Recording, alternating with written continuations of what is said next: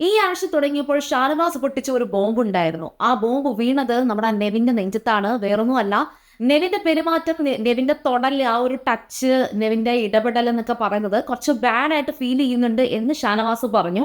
അങ്ങനെ ഷാനവാസിന് പറയാൻ ഒരു പ്രത്യേക കാരണമുണ്ടായിരുന്നു. അവിടെ കിച്ചണിൽ നിന്ന് ഒരിത്തിരി മല്ലിയില എടുത്തുകൊണ്ട് പോയതിനു ശേഷം ഉണ്ടായ ഒരു നോമിനേഷനിലാണ് ഷാനവാസ് ഇത് പറയുന്നത്. പക്ഷേ ഈ പറയുന്ന ഷാനവാസ് പലയിടത്ത് വെച്ചിട്ട് നെവിനെതിരെ പലപ്പോഴും സംസാരിച്ചിട്ടുണ്ടായിരുന്നു. നെവിനെതിരെ ഈ സെയിം അലിഗേഷൻ മറ്റു പലരും അവിടെ ബിഗ് ബോസ് ഹൗസിൽ പറഞ്ഞിട്ടുണ്ടായിരുന്നു, ഉന്നയിച്ചിട്ടുണ്ടായിരുന്നു, ആരും ഉൾപ്പെടെ ഉന്നയിച്ചിട്ടുണ്ടായിരുന്നു.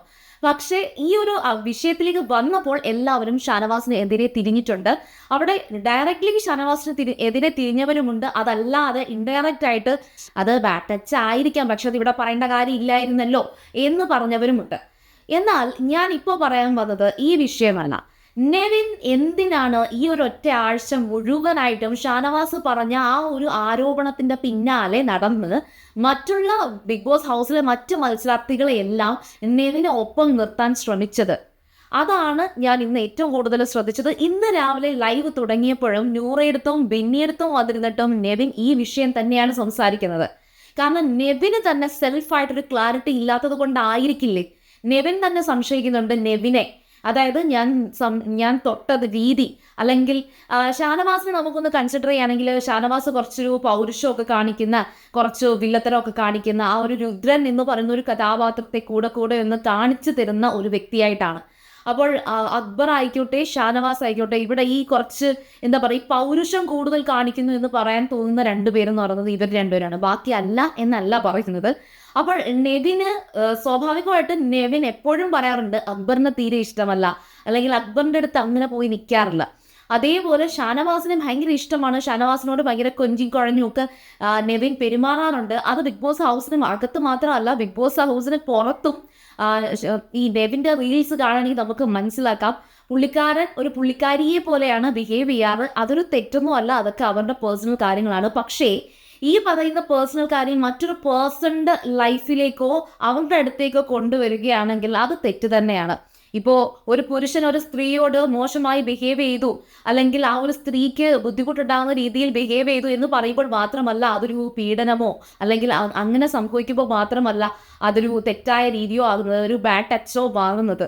പകരം ഒരു പുരുഷനെ ബാഡായിട്ട് ടച്ച് ചെയ്താലും അതൊരു ബാഡ് ടച്ച് ആണെങ്കിൽ ആ ഒരു തൊടൽ കിട്ടുന്ന ഒരാൾക്ക് അത് മോശമായാൽ അത് മോശം തന്നെയാണ് എന്നാണ് എനിക്ക് മനസ്സിലാക്കാൻ സാധിച്ചത്.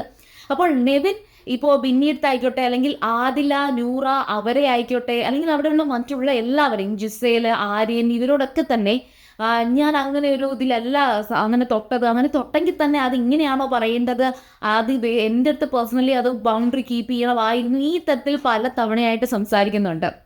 ശരിക്കും പറഞ്ഞാൽ നെവിൻ ഇങ്ങനെ ആവർത്തിച്ച് ഓരോ മത്സരാർത്ഥികളടുത്തും പോയി ഈ ഒരു രീതിയിൽ സംസാരിച്ച് കൺവിൻസ് ചെയ്യാൻ ശ്രമിക്കുന്നത് കാണുമ്പോൾ നിങ്ങൾക്ക് എന്താണ് തോന്നുന്നത്? എനിക്ക് ഇന്ന് രാവിലെ കൂടി ലൈവിൽ അത് സംഭവിച്ചുകൊണ്ട് മാത്രമാണ് ഈ ഒരു വിഷയം ഞാൻ ഇവിടെ പ്രസന്റ് ചെയ്യാൻ വേണ്ടിയിട്ട് വന്നത്.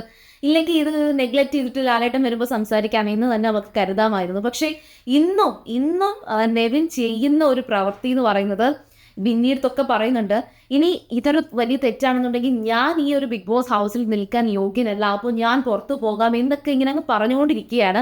അപ്പോൾ ബിന്നി പറയുന്നുണ്ട്, അങ്ങനെയൊന്നും പറയണ്ട എന്നൊക്കെ ഇങ്ങനെ ബിന്നി പറയുന്നുണ്ട്. ബിന്നി ശരിക്കും പറയുന്ന ഒരു കാര്യം എന്ന് വെച്ചാൽ, ബിന്നിയുടെ പല വാക്കുകളും എനിക്ക് റൈറ്റ് ആയിട്ടാണ് തോന്നാറ്. ബിന്നി പറയുന്ന ആ കുത്തിത്തിരിപ്പൊക്കെ എല്ലായിടത്തും ഉണ്ട്.